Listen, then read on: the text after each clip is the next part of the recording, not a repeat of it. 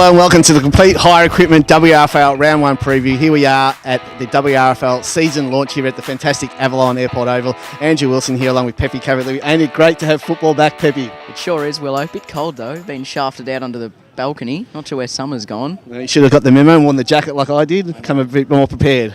Let's start with Division 1 with Altona taking on Hoppers Crossing. How do you see this one? Well, it should be one of the games of the weekend, Willow, in Division 1, 2 and 3. They played some great games last year, and generally it came down to home ground advantage.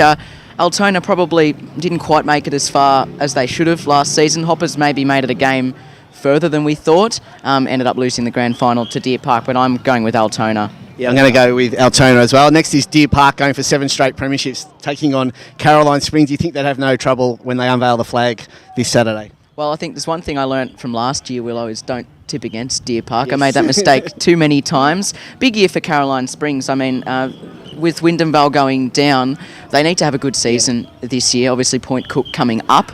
There's no better yardstick in WRFL football than Deer Park, but I think the Lions will be too strong. Yeah, and another premiership team unfurls their flag. Point Cook hosting St Albans. They come up from Division 2 in just their second season in the WRFL. So fantastic performance by Point Cook last year. How do you think they'll fare against St Albans? I think they'll go okay, Willow. It's going to be really interesting because, yes, they did win the premiership last year, but for much of the season in Divi 2, we thought they were a little bit off the pace. Yeah. Certainly the second best, but a little bit behind Wrfl, and they outcoached the Eagles in the grand final and got the job done. So it is going to be a significant step up, but certainly I think against St Albans, a team that struggled a bit the past few years, it should be a pretty good game.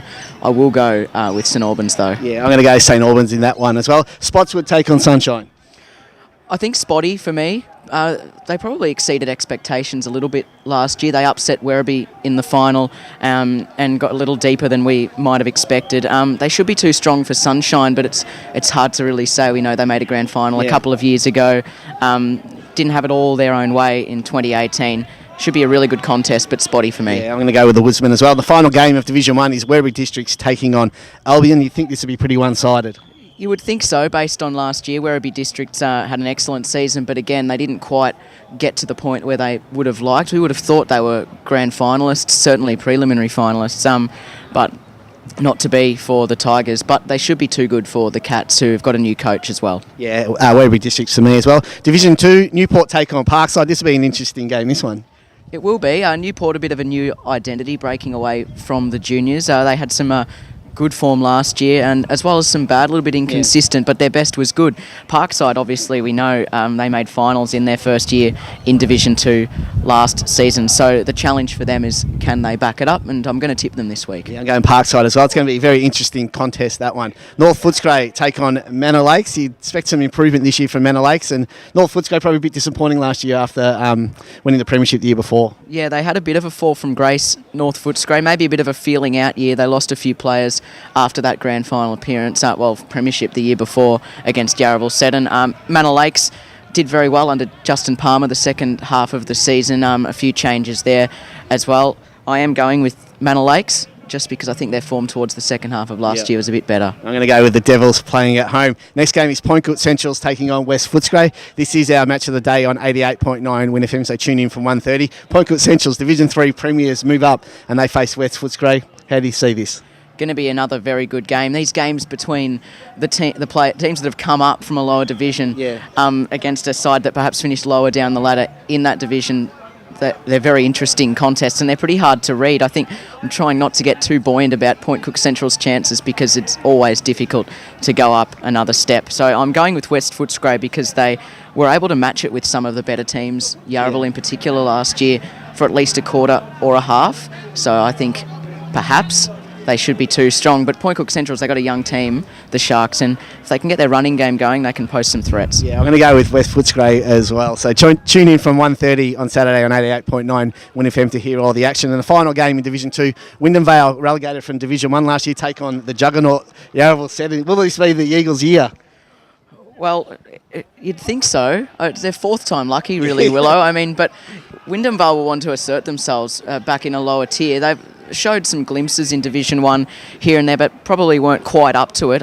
They'll want to get back up there, as everyone does. So I think the Falcons, but Wrfl Seddon will be, I think, a pretty good prospect, obviously. Yeah, I'm going to go the Eagles. Andre Everett's obviously going to be a big part of that side this year, so I think the Eagles on the road against Wyndham Vale might get the job done. Now, Division 3, Braybrook taking on Tarneet. I got no idea. No idea. I'm going with Tarneet. I think it's going to be a very good game. Braybrook obviously were probably the surprise packet last year of Division 3. They made the finals. Jason Hamilton did a terrific job. They had some great acquisitions and they played very well. Tarneet, maybe a little bit of a disappointing finish, but they were certainly one of the flag favourites, and they will be again this season, so it's the Titans for me, Willow. Yeah, I'm going to go with the Brookers at home in that one. Second game of Division 3 is Glen Orden taking on the Suns. I'm going to pick the Suns in this one. I am as well. Glen Orden perhaps expect a little bit of a better season from them this year. The Hawks, obviously, they had a year off in 2017, a few troubles at club level, but they were back last year. Obviously, it was difficult for them, just the one victory. Expect some better performances, more consistent performances this year under Phil Creer, I think. But for me, I think Wyndham Suns will get the job done. Yeah. And Laverton take on North Sunshine.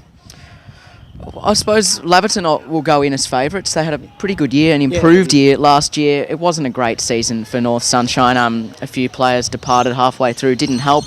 They've been really unlucky because they've had some promise with some talented youngsters in their side. Let's hope under a new coach this season that they can turn things around. But Laverton for me. Yeah, Laverton for me as well. And the final game of round 1, is the Sunshine Heights taking on Auburn Vale. Auburn Vale, after being relegated from Division 2, how do you think they'll go? Well, I think they'll go okay. Obviously, it's going to be a little bit easier for them in a lower tier. They've got a new coach in Andrew Bryson. Let's see what he can bring to the table for the Cobras. But I suppose Sunny Heights, again, last year, they missed the finals, but were definitely the next best team outside the 4. They've got some talent. They're going to miss Jared Nielsen, who's off to Braybrook. But I think at home, the Dragons for me. Should be a great round to get things underway, Willow. I'm going to go with the Cobras on the road to win this one. All right, this has been the complete hire equipment WRFL round 1 preview. I'm Andrew Wilson. He's Pepe Cavalieri. Good luck to your team this year.